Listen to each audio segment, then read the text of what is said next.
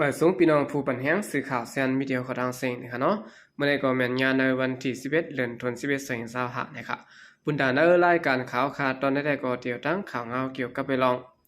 จุ่ม PDF ปันพังกลเมืองหางแฮนลงนาไว้ปังตึกจางเตหาวแห้งเหลือเก่านะครับเดี๋ยวตั้งข่าวเงาในเซียวก็มาผักตอนปันพี่น้องเขากว่านะครับ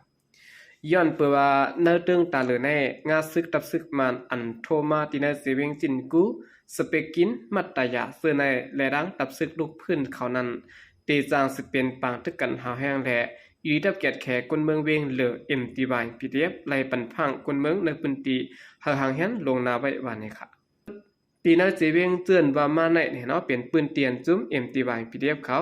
ตึกตรงหนึ่งกุมกำไว้อยู่แลก็มาสินซึกมันก็จันเขาป้าเนื้อเสียนสายหมายเสเวงอันจะเท็ดปางเลือกตั้งไว้นะครับก็เปิดในแลปางตึกเจอตีเนื้อ3เสเวงในวันหนึ่งยาววันหนึ่งเปลี่ยนเติมมาหาวแห้งติ๊กสิแลย่ำเดียวก็เจอหิมหอมปางเสาเสียต่อกี้เจเวงมัตตยานันซึกมันและดังจงลุกพื้นเขาเปลี่ยนปางตึกกันหาวแห้งนั่นแหละแหล่งข่าวซึกก็หนึ่งหลัดนี่นังนี้ก็มาสินตับซึกมันปืนเผากว่าในวันที่7เดือนโนเวมเปิดนั้นว่าไล่กุ้มกำไล่ขึ้นตับปางเศร้าและภายนองเก็บน้ำสีดอกกี้อันมีที่น่าเจเวงมัตยานั้นนะครับ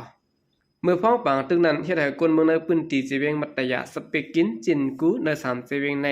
นับโหเฮงไหลปลายเพซึกไว้สิแลโหลดังจอยแถมคึกคักไว้ผู้จอยแถมก้นปลายเพก็หนึ่งเตรียมต่างห้องหาดังจอยแถมเนื้อสื่อตรงวงกลไว้นังนี้ภายก็มาสินตับซึกมันเขาได้ก็ลาดว่ากุนเจิ้นได้ปลายเพซึกไว้กำวันน้ำเปลี่ยนกวนในเจเวงมัตยาว่าไหนครับตาเดเสียมอะไรขึ้นเวียงเสื่อนไหลถูกจุ่มลูกพื้นเขากุ้มกำไว้เนื้อเตืองตะเลมันตะเลนั้นซึ่งมันเขาไหลเปลี่ยนปางตึกกันเจ็บเมื่อในหางปีแสงเศร้าสีนันสิแลเมื่อนั้นเหลือนแก่ไหลปนมานั้นตับซึกมันเขาไหลกุ้มกำไหลขึ้นเวียงสเปกกินเหยาะนะครับตับซึกลูกพื้นอันปักดีเตืองตะเลนั้นหลัดกวยร่างสีขาวปีสีว่าซึ่งมันเขาในหนังหือเตะขึ้นกุ้มกำไหลขึ้นเวียงสเปกกินเจเวียงจินกูเจเวียงมัตตยา3เจเวียงนั้นเขาปืนเผานาซึกละลายตีสิแลปิดนาซึกตั้งนาลินและตั้งกลางหาวซึ่งในสิแลโทษซึกติดต่อไว้วันนี้เขาออกกันในก็เป็นข่าวเงาในขณะตั้งภายเอ็มตีบายพีดีเอฟปืนเผาปันพังกลเมืองในขณะเนาะหางแฮนไว้ลงนาตัวตันไว้กูข้าวย้ำนะครับย้อนเปิดปางตึกอาจจะได้เป็นมาหาวแห้งนะครับสืบสินเอาข่าวขึ้นมาถ่อมด้วยข่าวเงาเกี่ยวกับไปลองปางเปิดการสอนโรงเรียนปกป้องนำกัดคูจุดที่3ตีเงาซึ่งลอยได้แล้วนะครับเมื่อในวันที่10เดือนโนเวมเปิดแสงเศร้าหาห้องการลงผายปลายปีหยาของเสียวขึ้นจึงได้ไหลจะเฮ็ดปางปิดการสอนโรงเรียนปกป้องนำกัดคูจุดที่3ตีลอยได้แล้วนะครับเจ้าซึ่งหลวงเคลื่อนแล้วผู้นางจึงปางปิดการสอนหมอกลัดข้อความปิดปังความสีข้อ1คู่ในเปลี่ยนตัวอย่างดีอันก้นตั้งน้ำเยืองเอาไหลตั้งยามลองอยู่เศร้าการเฮียนหูแลตาพึกเฮอลูกเฮียนเปลี่ยนมาก้นกัดแขนก้นดีตั้งยามอ่ำดีนั้นเฮอแม่เฮอเปียดนะครับ2ความลัดดูเย็นแง่จอมหนังเพียงทุ่งเฮามีความอ่ำดีอย่าลัดเนี่ยเนาะ3ลองนุ่งไว้เฮอแกะแลดหางดีมีพังหางดีลีดไว้นะครับ4เฮาโหลดทกนำกัดเฮาออกมาเฮ็ดนี้เฮาเปิ้นหันไหลเปิ้นจังเตยุ่มย้ำนับถือเฮานะครับไว้สินั้นเจ้าหันลานใต้นะครับเนาะผู้ก่อนของการลงภายปลายปีหยาไหลแนะนำเหนือลูกเฮียนตั้งเสียงว่าปางสอนครูมีคารัง6เดือนเฮาลูกเฮียนครู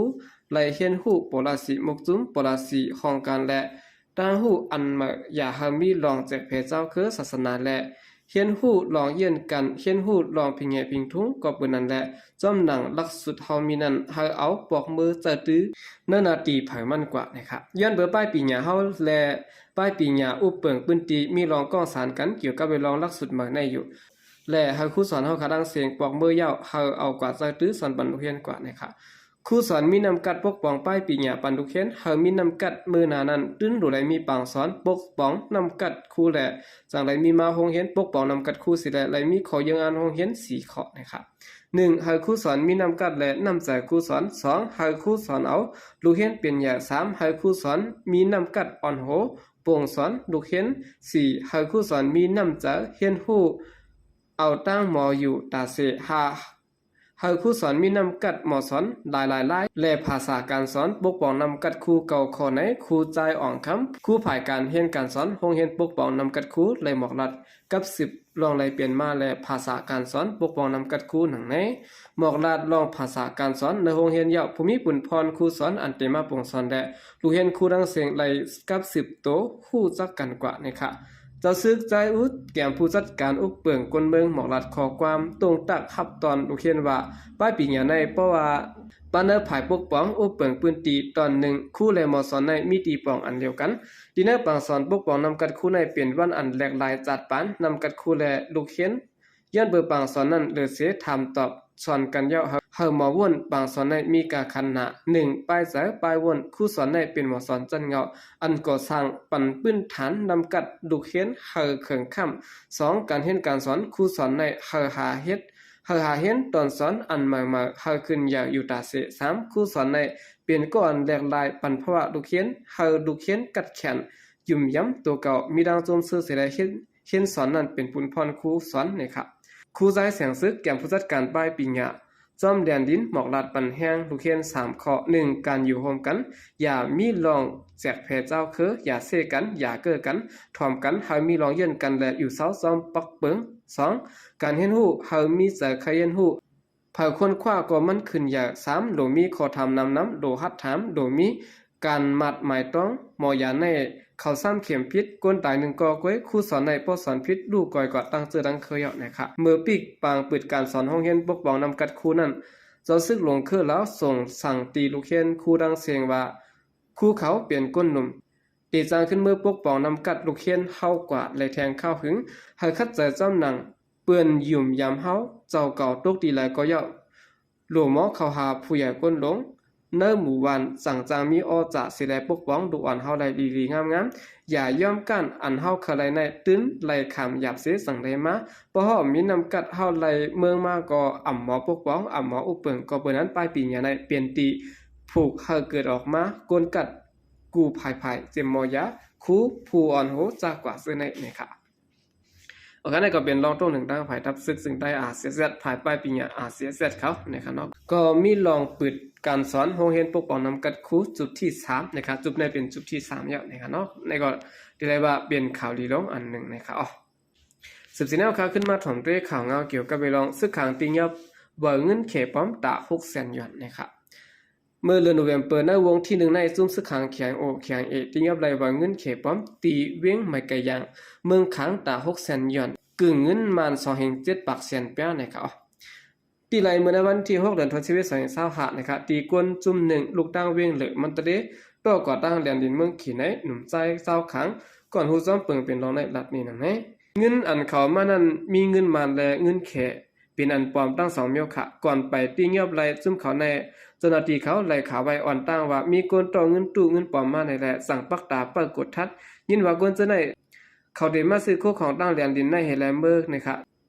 ตีเงียบไหลเขาไหลตีหลานไม่แก่ยังหันเงินแขตั้งหมดได้มีอยู่10,000 หยวนตา600,000 หยวนในเป็นเงินปลอมในเขาแล้วฮู้ว่าเงินปลอมในเพลามจัดเนินนาทีกุมกำจุ่มซึกเจ้าเจือนอยู่จอมแดนดินเมืองเขเมืองใต้เมืองขังไว้ตั้งนำเสียและภายดังสนาทีเขาตึกจอมกดทัดตียับกวนเจือนเหตุการณ์กล้าขายและเพเงินปลอมอยู่วันไหนครับเกี่ยวกับเงินตู้เงินปลอมเพลามจัดเนินนาทีจุ่มซึกขังนั้นเสียและดังภายเจ้าซึกหลงหนอผู้อันเป็นผู้คันปาก